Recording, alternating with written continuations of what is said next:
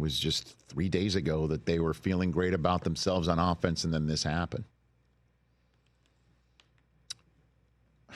And now they got to talk about one of their teammates refusing to play.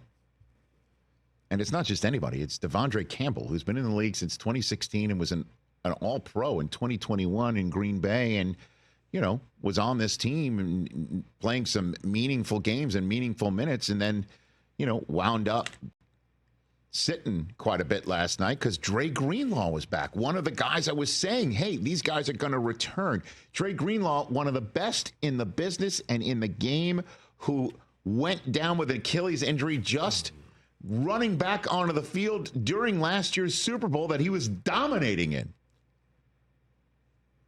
So, of course, if he's going to come back and work his way back and the Niners are in a must-win game, as I mentioned, they had to have that last night. Of course he's going to be out there. And however Dre Greenlaw was battling to return, the Niners were going to honor that by putting him out there. And hell yeah, they're going to put him out there. And I guess Campbell, we're still waiting to find out the particulars here, but Campbell didn't take kindly to it. And in the third quarter,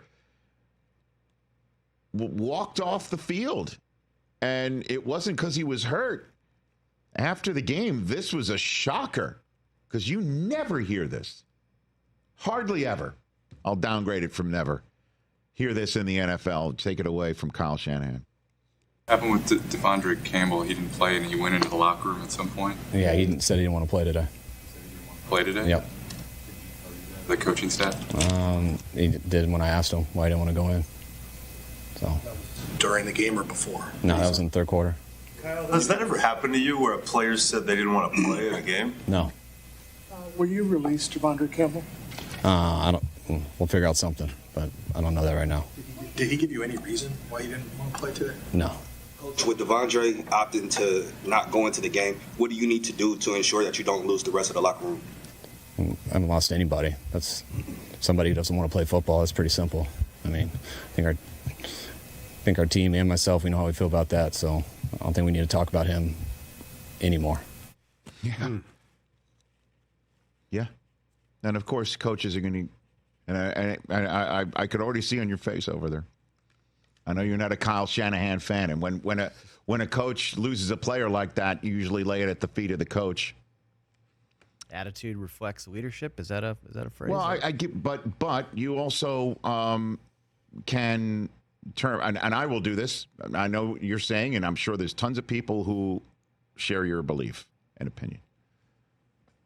I'll go back the other way and just say it's not reflective of that locker room or Kyle Shanahan when the rest of the locker room, when they had learned about it, said the same thing to a man. What's up with that? George Kittle, one of the team leaders. This is what Kittle had to say after the game. Look, if you're on the roster, and you suit up, you're expected to play. I think anyone in this building that got asked to go in, I would say 100% of everybody would die to get on that football field. And so, you know, people are going through random things off the field. I can't speak on that. You know, whatever, you know, his decision was, it wasn't for this organization. It wasn't for this team. And no, that's on him. So, not very happy about it. I would have something to say. I wish I would have heard about it on the field, but I didn't. Now, is that the reason we lost? Absolutely not. But you don't really. It's hard to win football games when someone doesn't want to play football, especially when you're suited up. It kind of puts you down, especially when you lose two linebackers, and you know could address another one. I've never been around anybody that's ever done that. And I hope I'm never around anybody that does that again. Wow. You know Kittle. It's pretty stunning. For Kittle, that's him table pounding and... He's holding back what he really wants to say. Exactly. You know.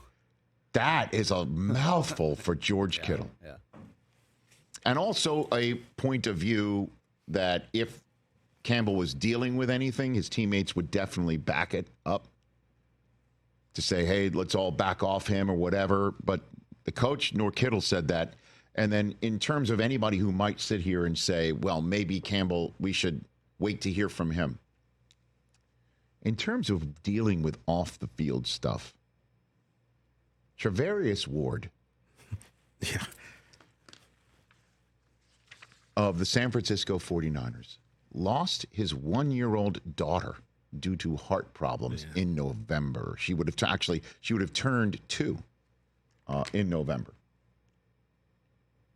And in late October, she died. A 1-year-old daughter. Yeah, man.